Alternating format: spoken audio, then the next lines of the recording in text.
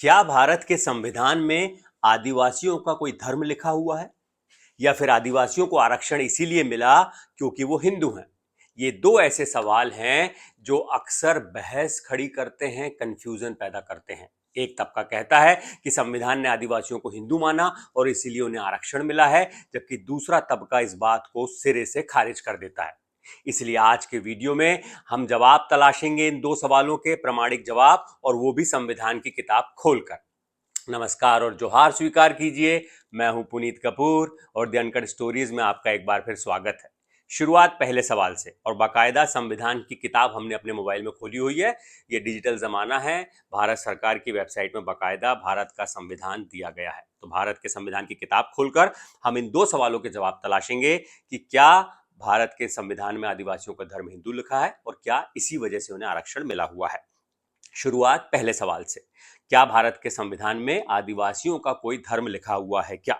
संविधान के अनुच्छेद 366 में परिभाषाएं दी गई हैं, जिसमें कुल 30 खंड हैं, 30 परिभाषाएं हैं। उसमें अलग अलग शब्दों की परिभाषा बताई गई है, उनका अर्थ बताया गया है। तो संविधान के अनुच्छेद 366 में 25वें नंबर पर लिखा है शब्द अनुसूचित जनजाति, और अनुसूचित जनजाति की परिभाषा बताते हुए संविधान में लिखा है कि अनुसूचित जनजातियों से आशय ऐसी जनजातियों, जनजाति समुदायों या उनके भाग या समूहों से है जिन्हें अनुच्छेद 342 के तहत अधिसूचित किया गया है।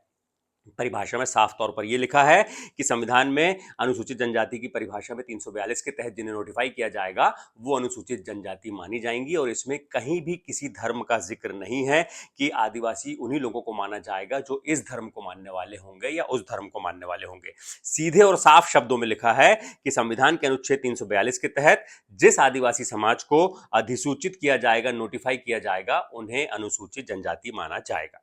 अब हम रुख करते हैं संविधान के अनुच्छेद 342 का, जिसके तहत अनुसूचित जनजाति की सूची में कोई आदिवासी समाज शामिल होता है। अनुच्छेद 342 का खंड 1 पहला खंड, उसमें भारत के राष्ट्रपति को अधिकार दिया गया है कि वो किसी राज्य या फिर केंद्र शासित प्रदेश में राज्यपाल से परामर्श करने के बाद अधिसूचना जारी करके ये घोषित कर सकते हैं कि किसी राज्य में कौन सी जनजातियां, कौन सा जनजाति समुदाय या फिर उनका कोई भाग अनुसूचित जनजाति की सूची में शामिल होगा और अनुसूचित जनजाति माना जाएगा। वहीं खंड 2 में संसद को भी अधिकार दिया गया है कि वो कानून बनाकर, जो राष्ट्रपति ने घोषित की है अनुसूचित जनजातियों की सूची, उसमें किसी जनजाति समुदाय को या तो शामिल कर सकती है या फिर बाहर कर सकती है उस सूची से। अब इसको आसान भाषा में बताता हूं, ये संविधान की भाषा थी। आसान भाषा में, किसी भी राज्य में अनुसूचित जनजाति तय करने का अधिकार राष्ट्रपति के पास है। राष्ट्रपति उस राज्य के राज्यपाल से सलाह करते हैं। सलाह करने के बाद वो बाकायदा उस जनजाति समाज को, आदिवासी समाज को अनुसूचित जनजाति घोषित करने के लिए अधिसूचना जारी करते हैं, और इसके बाद शेड्यूल्ड ट्राइब्स की जो लिस्ट है, जो अनुसूचित जनजाति की लिस्ट है, उसमें वो आदिवासी समाज शामिल हो जाता है। इसके बाद अगर इस सूची में कोई बदलाव करना हो तो संसद को यह अधिकार दिया गया है कि वो कानून बनाकर शेड्यूल्ड ट्राइब की लिस्ट में, यानी अनुसूचित जनजाति की सूची में, किसी जनजाति को या तो शामिल कर सकती है या फिर बाहर कर सकती है। कुल मिलाकर संविधान में कहीं भी ऐसा नहीं लिखा है कि अनुसूचित जनजाति की सूची में शामिल आदिवासी समाज को किसी खास धर्म का मानना जरूरी है या किसी धर्म को नहीं मानना जरूरी है। ऐसी कोई बात नहीं लिखी है। अनुसूचित जनजाति में शामिल आदिवासी समाज किसी भी धर्म को मानने वाला हो सकता है। ये विविधताओं वाला देश है, इसलिए आप देखेंगे कि जम्मू कश्मीर में जो गुज्जर और बकरवाल हैं वो मुस्लिम धर्म को मानने वाले हैं, लेकिन वो अनुसूचित जनजाति में उनके आदिवासी समाज शामिल है। लक्षद्वीप के जो सुन्नी मुसलमान हैं वो भी आदिवासी समाज में शामिल हैं। भारत के पूर्वोत्तर भागों में ज्यादातर आदिवासी समाज ईसाई धर्म को मानने वाले हैं। मध्य भारत, पश्चिम भारत में और पूर्वी भारत में एक बड़ी संख्या में आदिवासी समाज हिंदू धर्म को मानने वाले हैं। और इसके अलावा एक ऐसी बड़ी संख्या है आदिवासी समाज की जो अपने मूल धर्म, अपनी परंपरा, अपनी संस्कृति, अपनी मान्यताओं को मानते हैं, जिन्हें सरना और गोंडी धर्म अलग अलग कहा जाता है। अलग अलग, इसकी एक अलग धार्मिक कोड की मांग भी लगातार की जा रही है कि सरना या गोंडी धर्म कोड होना चाहिए। अब आते हैं दूसरे सवाल पर। पहले सवाल का जवाब सटीक कि कहीं कोई धर्म नहीं लिखा है आदिवासियों का। दूसरा सवाल है कि क्या आदिवासियों को आरक्षण इसीलिए मिला क्योंकि वो हिंदू हैं? तो सबसे पहले आपको बता दें कि आदिवासियों को देश में शिक्षा और नौकरियों में आरक्षण मिला हुआ है, और साथ ही देश की लोकसभा में और अलग अलग राज्यों की विधानसभा में उनके जो आबादी है उसके अनुपात में आरक्षण मिला हुआ है। अब एक बार फिर रुक करते हैं हम भारत के संविधान की किताब का। संविधान के अनुच्छेद 15 जो मूल अधिकार है, फंडामेंटल राइट्स, उसका खंड 4, जिसमें लिखा है कि राज्य यानी भारत सरकार और संसद, राज्यों की सरकार और राज्यों की विधानसभा को यह अधिकार है कि वो सामाजिक और शैक्षणिक दृष्टि से पिछड़े हुए लोगों की उन्नति के लिए या अनुसूचित जनजाति या अनुसूचित जाति के लिए विशेष प्रावधान कर सकती है। क्योंकि ये पिछड़े हुए हैं सामाजिक रूप से, शैक्षणिक रूप से, इसलिए कैसे आगे आए, मुख्य धारा में शामिल हों, बाकी समाज के लोगों के साथ बराबरी के तौर पर आ पाएं, इसके लिए सरकारों को यह अधिकार दिया गया है कि वो विशेष प्रावधान कर सकती हैं। पूरे मामले में, देश के मामले में देश की संसद, भारत सरकार कानून बनाकर, और राज्यों के मामले में अलग अलग राज्यों की विधानसभा और राज्य सरकार ये फैसला कर सकती है कि अनुसूचित जनजाति, आदिवासी समाज के लोगों की तरक्की के लिए वो अलग अलग विशेष प्रावधान कर सकती है। वो कौन से विशेष प्रावधान होंगे, इसका भी जिक्र संविधान के अनुच्छेद 15 के ही खंड 5 में बताया गया है। इसमें लिखा है कि सरकार सामाजिक और शैक्षिक दृष्टि से पिछड़े हुए लोगों की उन्नति के लिए या अनुसूचित जनजाति और अनुसूचित जाति के लिए शैक्षणिक संस्थानों में प्रवेश के लिए विशेष प्रावधान कर सकती है। इसमें निजी संस्थान, जो प्राइवेट इंस्टीट्यूट्स हैं, वो भी शामिल हैं, चाहे उन्हें सरकार से मदद मिलती हो या ना मिलती हो। बस इसमें जो अल्पसंख्यक हैं उनके शैक्षणिक संस्थानों को बाहर रखा गया है। तो कुल मिलाकर अनुच्छेद 15 के खंड 5 में आदिवासियों को शिक्षा में आरक्षण का अधिकार मिला है। यहां भी किसी धर्म विशेष से जुड़े होने की कोई बात संविधान में कहीं नहीं लिखी है। दूसरा है नौकरियों का आरक्षण। यह मिला है संविधान के अनुच्छेद 16 के खंड 4 के तहत। इसमें लिखा है कि राज्य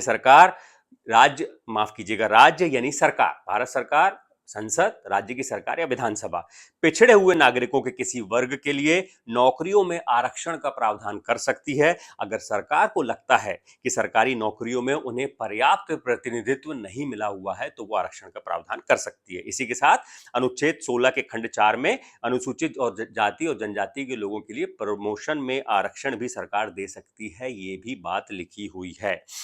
यहां कहीं भी अनुसूचित जनजाति के लिए आरक्षण के लिए किसी खास धर्म से ताल्लुक रखने की कोई बात पूरे संविधान में नहीं लिखी है। हां, ऐसा प्रावधान अनुसूचित जाति यानी शेड्यूल कास्ट, जो दलित है तबका है, जिन्हें हरिजन कहा जाता है, उनके लिए जरूर ऐसा प्रावधान किया गया है। संविधान आदेश 1950 के तहत यह तय किया गया कि हिंदू धर्म के अलावा किसी और धर्म को मानने वाला कोई भी व्यक्ति अनुसूचित जाति यानी शेड्यूल कास्ट नहीं माना जा सकता।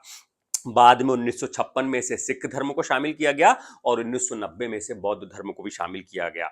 यानी आज की तारीख में हिंदू, सिख और बौद्ध, इन 3 धर्मों को मानने के अलावा कोई और धर्म मानने वाला व्यक्ति अनुसूचित जाति का नहीं माना जा सकता। उन्हें अनुसूचित जाति के तहत मिलने वाले फायदे नहीं मिल सकते। लेकिन अनुसूचित जनजाति के लिए, शेड्यूल्ड ट्राइब्स के लिए, आदिवासी समाज के लिए ऐसी कोई बाध्यता नहीं है। और जो डीओपीटी है, केंद्र सरकार का कार्मिक और प्रशिक्षण विभाग, उसकी ओर से जारी सर्कुलर में भी इस बात की जानकारी मिलती है कि आदिवासी समाज के लिए इस तरह की कोई बाध्यता नहीं है। तीसरा आरक्षण जो लोकसभा और विधानसभा में आदिवासी समाज को मिलता है, उसका प्रावधान है अनुच्छेद 330 के तहत लोकसभा में और अनुच्छेद 332 के तहत राज्यों की विधानसभा में उनके लिए जगह सुरक्षित रखने के लिए आरक्षण का प्रावधान किया गया है। कुल मिलाकर संविधान में आदिवासियों का कोई धर्म नहीं लिखा है और ना ही किसी धर्म के आधार पर उनको आरक्षण मिला हुआ है। देश के कुल 31 राज्य और केंद्र शासित प्रदेशों में कुल 759 अनुसूचित जनजातियां, आदिवासी समाज ऐसे हैं जिन्हें 342 अनुच्छेद के तहत अनुसूचित जनजाति के सूची में शामिल किया गया है। और वो इसलिए शामिल किया गया है क्योंकि उनकी पहचान, उनकी संस्कृति, उनकी परंपराएं, उनकी मान्यताएं और साथ ही साथ उनका सामाजिक और शैक्षणिक रूप से पिछड़ा होना, इस वजह से उन्हें शामिल किया गया है, ना ही किसी धर्म की वजह से उनको इसमें शामिल किया गया है। धार्मिक रूप से आदिवासियों को एक तरीके से कह सकते हैं कि पूरी तरीके से स्वतंत्रता है। उनको किसी भी तरह के लाभ लेने के लिए किसी धर्म से ताल्लुक रखने की कोई बाध्यता संविधान में नहीं है। ये वीडियो अगर आपको अच्छा लगा तो इसे लाइक कीजिएगा, कमेंट करके हमें अपनी राय जरूर बताइएगा और साथ ही साथ अपने लोगों को इस वीडियो को शेयर जरूर कीजिएगा और आखिर में हमारे चैनल को सब्सक्राइब जरूर कीजिएगा। शुक्रिया।